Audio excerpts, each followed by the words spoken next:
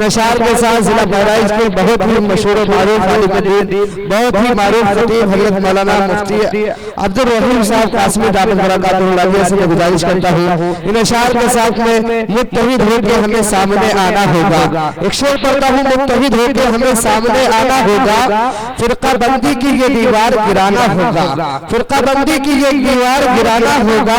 ہم نے انگریزوں سے یہ دیش بچایا لیکن ہم نے انگریزوں سے یہ دیش بچایا لیکن ظالموں سے یہ دیش بچانا ہوگا، ظالموں سے بھی ہمیں دیش بچانا ہوگا.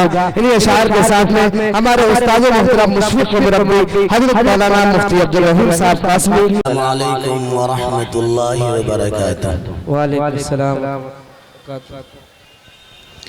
نحمده ونصلي على رسوله الكريم اما بعد. 100 بار سنوارا ہے ہم نے اس ملک کے گیسوئے برہم کو، 100 بار سنوارا ہے ہم نے اس ملک کے گیسوئے برہم کو. یہ اہل جنوب بتلائیں گے کیا ہم نے دیا ہے عالم کو. حضرت صدر محترم، معزز علماء کرام، عزیز دوستو، بھائیوں اور ہمارے نوجوان ساتھیوں، سب سے پہلے تو میں حافظ اقبال صاحب کو، ان کے رفقا کو بہت بہت مبارکباد دیتا ہوں کہ انہوں نے 15 اگست کے اس تاریخی دن میں اپنے اکابرین اور اپنے روشن مستقبل کو بتانے کے لیے کئی سال سے یہ پروگرام منعقد کرنے کا جو ایک سلسلہ شروع کیا ہے، اس سے ہندوستان ہی نہیں بیرونی دنیا بھی مسلمانوں کے تاریخ سے واقفیت حاصل کر رہی ہے. میں انہیں اور ان کے رفقا کو مبارکباد دیتا ہوں. میرے دوستوں، میرے بھائیوں، ہندوستان کی آزادی کی تاریخ کوئی 2-4 سال کی تاریخ نہیں ہے. ہندوستان کی آزادی کی تاریخ تقریباً 100-150 سال پر محیط ہے. اگر اس تاریخ کو مختصراً آپ کو بتایا جائے، آپ کے سامنے اگر پیش کیا جائے، تو یہاں سے اس کی شروعات میں کرتا ہوں کہ سن 1799 کے اندر جب سلطان ٹیپو شہید رحمت اللہ علیہ سرنگا پٹنم کے اندر یہ کہتے ہوئے شہید ہو گئے تھے، شیر کی 1 دن کی زندگی گیدڑ کی 100 سال کی زندگی سے بہتر ہے. اس وقت انگریز جنرل نے ٹیپو سلطان کی لاش پر کھڑے ہو کر علی اعلان بابا کے دہل یہ بات کہی تھی، آج سے ہندوستان ہمارا ہے. ٹیپو سلطان رحمت اللہ علیہ کی شہادت کے بعد 4 سال کے بعد 1803 کے اندر جنرل لارڈ لی فاتحانہ طور پر اپنی فوج کے ساتھ دہلی کے اندر داخل ہوا اور اس نے اس زمانے کے مجبور و مقہور بادشاہ سے کہا تھا کہ آج سے خلق خدا کی، ملک بادشاہ سلامت کا، مگر حکم چلے گا تو ہمارا چلے گا. یہ وہ زمانہ تھا جب ہندوستان کے اندر لوگ آزادی کو بھول گئے تھے، غلامی کی زنجیریں ان کے پیروں کے اندر پڑ چکی تھی. کوئی مائی کا لال پیدا نہیں ہوا تھا. چھوٹے چھوٹے بڑے بڑے راجاؤں، مہاراجاؤں اور نوابوں نے انگریزوں سے مصالحت کر لی تھی. لوگ ان کے سامنے کاسے قدائی لیے پھرتے سمجھتے تھے. اس وقت ہندوستان کا ایک بوریا نشین جلیل القدر عالم دین شاہ ولی اللہ محدث دہلوی رحمت اللہ علیہ کا فرزند اکبر حضرت شاہ عبدالعزیز محدث دہلوی رحمت اللہ علیہ میدان میں آتا ہے. جب کسی کو غلامی کا احساس نہیں ہوا تھا اس نے اعلان کیا آج سے ہندوستان غلام ہو گیا اور ہندوستان کی آزادی کے لیے آج سے برادران وطن پر بھی اور ہم مسلمانوں پر بھی جہاد آزادی فرض ہے. یہ پہلا فتویٰ تھا. آج فتویٰ کی مخالفت کرنے والے سن لے سب سے پہلا فتویٰ جو ہندوستان میں جو انگریزوں سے لڑائی کے بارے میں کیا گیا ہے وہ ایک علماء دین میں سے بڑے عالم دین کا فتویٰ ہے. انہوں نے کہا تھا ہندوستان غلام ہو گیا اب اس کی آزادی کے لیے قربانی دینا اس کی آزادی کے لیے لڑائی کرنا نہ صرف یہ کہ ہمارا سماجی فریضہ ہے بلکہ ہمارا مذہبی فریضہ ہے. حضرت شاہ صاحب رحمت اللہ علیہ انہوں نے یہ تحریک چلائی اور انہوں نے اس بڑھاپے کے زمانے میں اپنے دو بڑے معتمد اور مشہور شاگرد تیار کیے حضرت سید احمد شہید رائے بریلوی رحمت اللہ علیہ اور اپنے نواسے حضرت شاہ اسماعیل شہید محدث دہلوی رحمت اللہ علیہ دونوں کو تیار کیا. پورے ملک میں دورہ کرایا. ملک کے اندر کوئی علاقہ ایسا نہیں بچا تھا جہاں ان دونوں نے دورہ نہ کیا اور لوگوں کو واقف نہ کرایا ہو کہ لوگوں تم کہاں کھو گئے کہاں تم آزادی کے ماحول میں سانس لیتے تھے اور آج کہاں تم غلامی کی زنجیروں میں جکڑے ہوئے ہو. تمہارے پیروں کے اندر غلامی کی بیڑیاں پڑی ہوئی ہے. حضرت شاہ صاحب کے ان دونوں شاگردوں نے جو روح لوگوں میں پھونک دی لوگوں کے اندر بیداری پیدا ہوئی. چنانچہ سب سے پہلے 1831 کے اندر بالاکوٹ کے میدان پر پہلا جہاد آزادی ہوا ہے. اس میں مسلمان اکثریت کے طور پر شریک تھے اور ہمارے برادران وطن بھی شامل تھے. بہت 1831 کا وہ جہاد آزادی ناکام ہوا. اس کے بعد علماء نے لوگوں نے اپنی طاقت کو جمع کیا. 1857 کا دور آیا.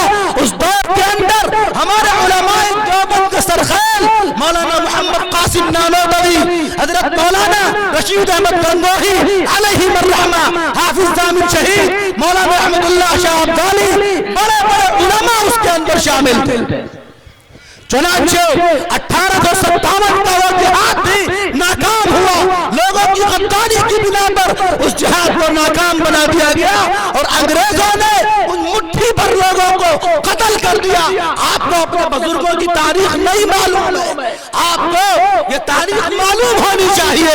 افسوس ہے ہماری تاریخ کو بھلا دیا گیا ہماری تاریخ کو فراموش کر دیا گیا. مگر یاد رکھیں سلیبس سے ہماری تاریخ کو مٹانے والے اتہاس کو ہسٹری کو تاریخ کو مٹا نہیں سکتے بدل نہیں سکتے. ہماری تاریخ دیکھنی ہے. جاؤ بالاکوٹ کے اندر جاؤ شاملی کے اندر جاؤ امبالہ کے اندر جاؤ میرٹھ کے اندر جاؤ دیوبند کے اندر جاؤ مراد آباد کے اندر وہ علاقے ہماری تاریخ کے گواہ.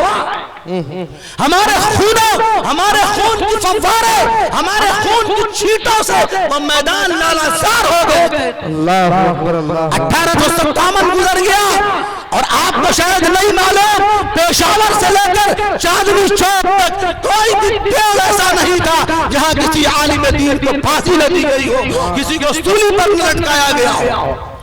اور یہ میں نہیں کہتا ہندوستان کی آزادی کی تاریخ کی کتاب ہے انگریزی کے اندر مرتب ہے.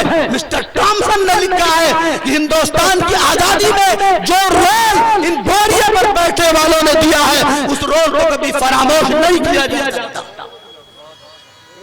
میرے بھائیو 34,000 علماء کرام کو پھانسی کے اوپر چڑھا دیا گیا.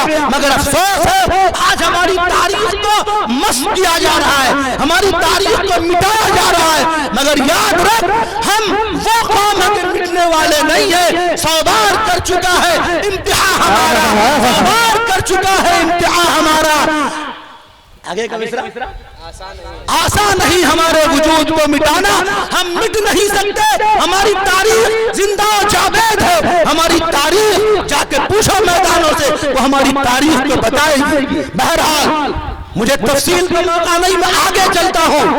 1857 میں ناکامی ہوئی، علماء سر جوڑ کے بیٹھے، حضرت مولانا قاسم نانوتوی میدان میں آئے، مولانا رشید احمد گنگوہی میدان میں آئے، حافظ ضامن شہید آئے، سب نے فیصلہ کیا اب اس تحریک کا رخ موڑ دینا چاہیے۔ چنانچہ 1864 کے اندر دارالعلوم دیوبند کا قیام ہوا۔ دارالعلوم دیوبند خالی ایک مدرسہ نہیں ہے، وہ تحریک ہے جس نے آزادی کے لیے ثبوت پیدا کیے، جس نے آزادی کے لیے مجاہدین پیدا کیے تھے۔ جو لوگ دارالعلوم دیوبند کے اوپر الزام تراشی کرتے ہیں، کیسے اچھالتے ہیں، انہیں تاریخ نہیں معلوم۔ اس مدرسے سے ایک دو نہیں، ہزاروں وہ ثبوت پیدا ہوئے ہیں جنہوں نے ہندوستان کی جہادی آزادی کے لیے خون بہایا ہے، اپنے جان کے نذرانے پیش کیے۔ یہی نہیں، جن جن لوگوں نے، جن جن مسلمانوں نے آزادی میں حصہ لیا تھا، ان کی جائیداد کو پر کر لیا گیا، انہیں زہر دے دیا گیا، اور انہیں سب سے کم جو سزا دی گئی وہ کالا پانی میں پھینک دیا گیا جزیرہ انڈمان نکوبار کے اندر۔ اور 5000 مسلمان کی تعداد موجود ہے کتابوں کے اندر جنہیں جزیرہ انڈمان نکوبار کے اندر کالا پانی کی سزا ہوئی، جہاں ان کو جانے کے بعد نہ ان کی زندگی کی خبر نہ ان کی موت کی خبر۔ یہ مسلمانوں کی تاریخ ہے، مگر افسوس اس تاریخ کو بھلا دیا گیا۔ بہرحال میں آگے چلتا ہوں۔ دارالعلوم دیوبند کا قیام عمل آیا۔ دارالعلوم کا پہلا ثبوت ہے مولانا محمود حسن دیوبندی رحمت اللہ علیہ۔ وہ دبلا پتلا آدمی، وہ نحیف البدن آدمی، وہ کمزور بدن والا آدمی کھڑا ہو گیا۔ اس نے ہندوستان کی جہاد آزادی کے لیے جو لڑائی لڑی ہے، جو قربانیاں دی ہے، وہ قربانیاں تاریخ کے سنہرے اوراق کے اندر محفوظ ہیں۔ اپنے تو اپنے غیر بھی اس کو مانتے ہیں۔ حضرت شیخ الہند وہ آدمی ہے جنہوں نے ہندوستان کو آزاد کرانے کے لیے ریشمی رومال کی تحریک شروع کی تھی۔ بڑا لمبا واقعہ ہے، اگر وہ تحریک کامیاب ہو جاتی ہندوستان میں معلوم کتنے سال پہلے آزاد ہو چکا ہوتا۔ اللہ اکبر، اللہ۔ حضرت شیخ الہند کو قید کیا انگریزوں نے، غداری کا مقدمہ ان کے اوپر چلا۔ بڑے بڑے سورما جو اپنے آپ کو کہتے تھے، انہوں نے انگریزوں کے سامنے کاسے گدائی لے کر بھیک مانگ کر اپنی جان بچائی۔ ہمارے اکابر ہیں وہ، ہمارے علماء ہیں وہ، ہمارے بزرگ ہیں، انہوں نے کبھی سمجھوتا نہیں کیا۔ اللہ اکبر، اللہ۔ حضرت شیخ الہند وہ آدمی ہے جنہیں مالٹا کی قید کے اندر 3.5 سال سے زائد قید بامشقت کے طور پر رکھا گیا۔ ان کی ہڈیاں تک گل گئی، ان کے بدن کا چمڑا ختم، ان کے بدن کے گوشت ختم ہو گئے، مگر قربان جائیے اس شیخ الہند پر جب وہ باہر آتا ہے تو کہتا ہے ہندوستان کی آزادی کے لیے قربانی دینا ہمارا مذہبی فریضہ ہے۔ وہ اپنے جانے سے پہلے انہوں نے بہت سے شاگرد تیار کیے۔ حضرت مولانا حسین احمد مدنی نور اللہ مرقدہ وہ آدمی ہے جن کی اولادیں آج تک موجود ہیں۔ حضرت مولانا سید ارشد مدنی دامت برکاتہ آج بھی ان کے ثبوت موجود ہیں جو ہندوستان کے مسلمانوں کا آسرا اور سہارا، آج بھی وہ لوگ موجود، ان کا خاندان آج بھی موجود۔ 4 سال تک انہیں قید کیا گیا۔ حضرت شیخ الہند کے ساتھ پورے 8 سال ان کو قید رکھا گیا۔ میرے بھائیو، یہ ہمارے بزرگوں کی تاریخ ہے۔ ہمارے بزرگوں نے جو قربانیاں دی ہیں وہ قربانیاں تاریخ کے سنہرے حرفوں میں لکھی ہوئی ہیں۔ ان قربانیوں کو اگر یاد کرنا ہو، دیکھنا ہو، آپ کو چاہیے اپنی تاریخ کا مطالعہ کریں، اپنے تاریخ کو معلوم کریں، اپنے اکابر اور اپنے علماء سے اپنے مستقبل روشن تاریخ کو یاد رکھیں، اس لیے کہ یاد رکھیے جو قوم اپنی ماضی سے کٹ جاتی ہے کبھی اپنے مستقبل کو تعمیر نہیں کر پاتی۔ بے شک۔ آج جو لوگ ہمارے کردار پر انگلی اٹھاتے ہیں ان سے یہ بات مماغت دہل کہی جا سکتی ہے کہ اگر چراغ بیداغ ہو، اگر چراغ بیداغ ہو تو آئینے کی گواہی کی ضرورت اس کو نہیں پڑا کرتی۔ بے شک۔ اور اگر ضمیر زندہ ہو، اگر دل کے اندر سچا دل ہو تو بد اعتمادی کسی کو اچھی نہیں لگتی۔ جن کے ضمیر گندا ہو گئے، جن کے ضمیر بدبودار ہو گئے، وہ کیچڑ اچھالنے لگے، وہ برا بھلا کہنے لگے۔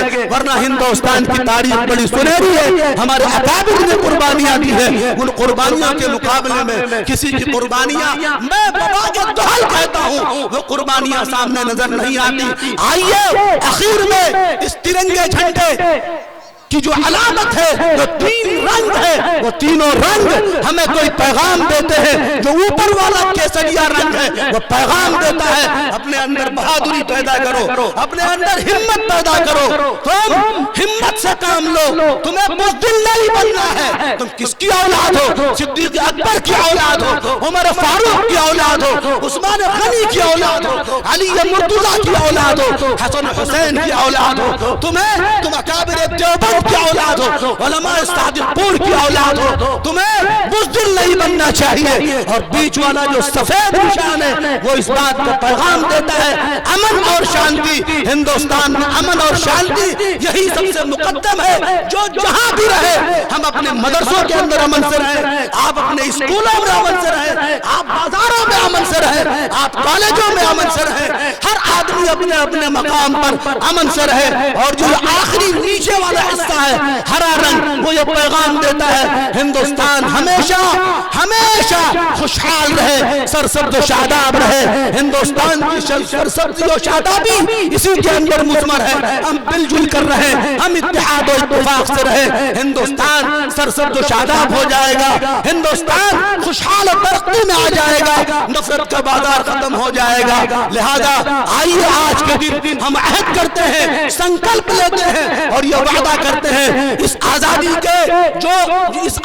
کا جو قیمتی موقع ہے اس کو اپنے ہاتھ سے جانے نہیں دیں گے، اور اپنے بزرگوں کی جو تاریخ ہے اس کی بنا پر اپنے مستقبل کو تعمیر کریں گے۔ وَمَا عَلَيْنَا إِلَّا الْبَلَاغُ وَالسَّلَامُ عَلَيْكُمْ وَرَحْمَتُ اللَّهِ۔